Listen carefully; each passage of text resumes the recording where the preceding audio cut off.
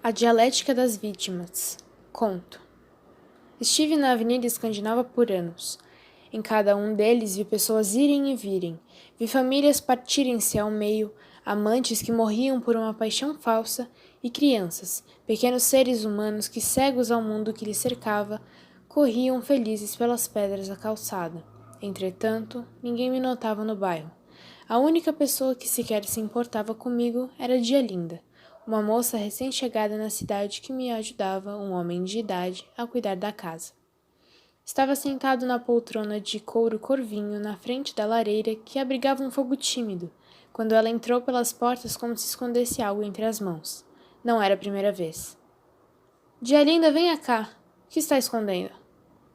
Ela respondeu, olhando o chão com vergonha. Não é nada, seu Mário. Mas continuei a encarando até que estendesse as mãos. Entre elas estava uma esponja que usava para limpar vidros. Eles fizeram de novo, não? Perguntei, e Dialinda apenas concordou penosamente com a cabeça. Depois de 1 minuto de silêncio, minha diarista e cuidadora sentou-se ao meu lado cuidadosamente e se dirigiu a mim. Eu não entendo por que fazem isso com um senhor, um homem tão gentil. Lisonjeado pela inocência da jovem, eu respondi. Diz isso, pois não sabe minha história. Ela me olhou como se quisesse saber, fez com que eu a contasse. Em meio ao frio de uma casa de madeira na Europa, as palavras saíam trêmulas de minha boca enquanto eu pronunciara o que acontecera comigo. Como você bem sabe, fui um soldado da Segunda Guerra Mundial, mas nunca lhe contei nada além disso. Meu olhar desviou do de Dialinda, fitando o tapete. No começo de 1939, os alemães começavam a nos perseguir, judeus, cultivando medo entre as casas. Eu era jovem bobo, imbecil. Ao perceber a covardia em minhas palavras, assumi a pouca coragem que me restava e levantei o queixo.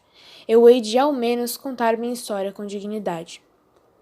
Certa manhã, no ano de 42, fui abordado na rua por um soldado nazista.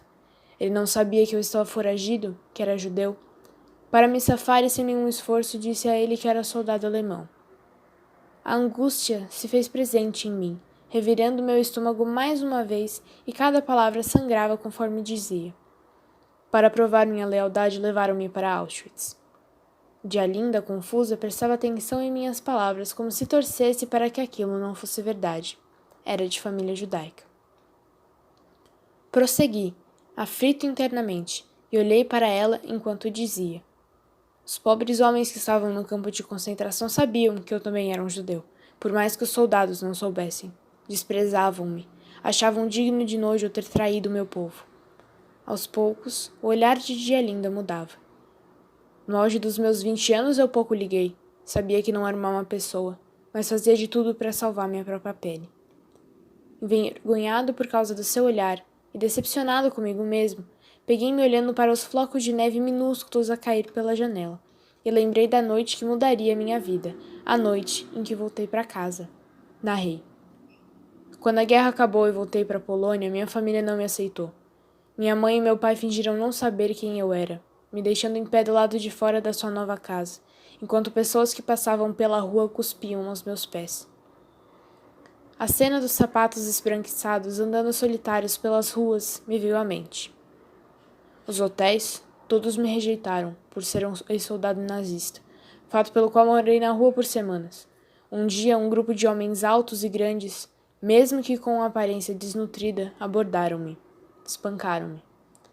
Pela visão periférica, vi que lágrimas escorriam pelo rosto de Dialinda, mas continuei.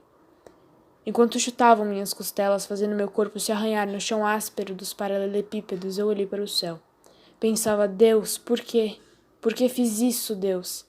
Em prantos, como um bebê para todos verem. Tirei meus olhos do vidro fosco e virei para minha diarista. Desde então, não houve uma única pessoa neste bairro que me aceitasse, mesmo que tudo isso tenha acontecido há mais de 50 anos.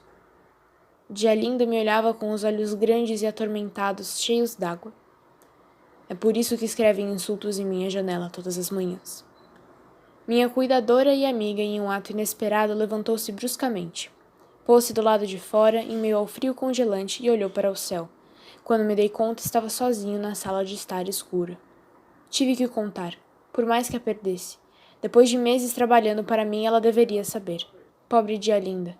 Não devia tê-la contratado, nem permitido que me conhecesse. Eu era um miserável, sabia disso. O que eu fazia não era viver, não poderia ser. Na verdade, eu só fazia parte de uma existência infeliz.